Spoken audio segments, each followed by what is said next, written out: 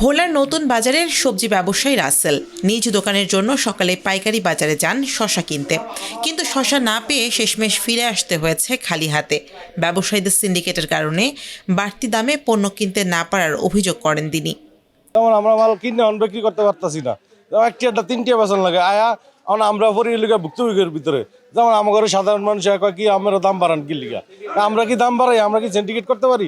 আমরা মাল না কিনলে কই থেকে বিক্রি করব? আজকে আমার দোকান খালি এই কারণে অন্য শসা কিনতে পারতাছি না, আমার কিনতে হইতাছে 50 টাকা শসা, 80 টাকা কিনতে হবো। এদিকে রমজানের শুরু থেকেই কেজিতে 20 থেকে 30 টাকা বেড়েছে পেঁয়াজ, কাঁচামরিচ, টমেটো, গাজর সহ বিভিন্ন সবজির দাম, যাতে ক্ষুব্ধ ক্রেতারা।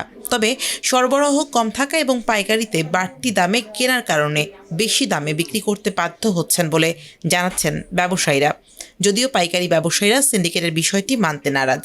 রমজানের মালের দাম থাকবো কম, যে খাইয়া বেড়ারা এই আমরা আল্লাহর নাম লইব, যে বাজেও কারা নামাজ টামাজ করবো, আর এই রমজানের মালের দাম বাড়তি। রমজানের আগে যেমন 1 কেজি শসার দাম আসছিল 30 থেকে 40 টাকা।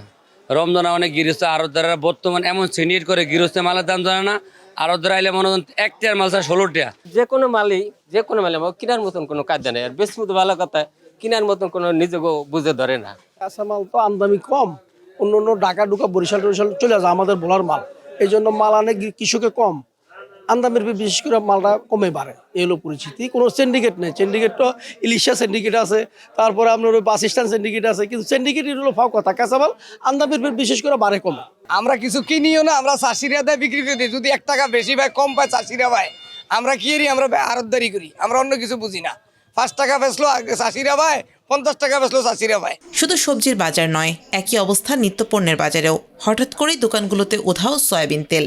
দোকানের পর দোকান ঘুরেও ক্রেতারা কিনতে পারছেন না এই ভোজ্য তেল।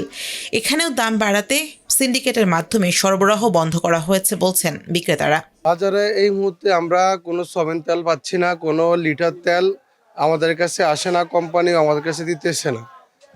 আমাদের মনে হচ্ছে এটা যে কোনো একটা গ্রুপ সিন্ডিকেট করে দাম বাড়ানোর জন্য এই কাজটা করতেছে। আমিষের বাজারেও চাপ স্পষ্ট। রমজানের আগে 160 টাকা থেকে 170 টাকায় বিক্রি হওয়া ব্রয়লার মুরগি বর্তমানে বিক্রি হচ্ছে 190 থেকে 200 টাকায়। এছাড়া নিয়ন্ত্রণে নেই মাছের বাজারও। বাজারে পর্যাপ্ত মাছের আমদানিও নেই, এই জন্য চাহিদা থাকা সত্ত্বেও পর্যাপ্ত না থাকায় মাছের দামটা একটু বেড়েছে। মাছের বাজারে মনে করেন এখন মধ্যবিত্ত যারা ফ্যামিলি, এদের তো আমরা কিনে খাইতে আমাদের যদি দাম পুরো ক্ষমতার ভিতরে থাকে তাহলে তো আমাদের ভালো হয়। যখন আমদানি একটু বেশি থাকে বাজার একটু কম থাকবে, নদীর মাছ একটু বেশি হইলে বাজার একটু কম থাকে। রমজান উপলক্ষে মনে করেন মুরগির দাম একটু হালকা একটু বাড়ছে। আগে বলার ছিল 160 টাকা, এখন মনে হয় 180 টাকা। আর সোনালী মুরগি মনে করেন যে আগে ছিল 250-60, এখন ধরেন 290 টাকা। তবে স্থানীয় ভোক্তা অধিদপ্তর জানিয়েছে রমজান উপলক্ষে বাজারে বাড়তি নজরদারি করা হচ্ছে।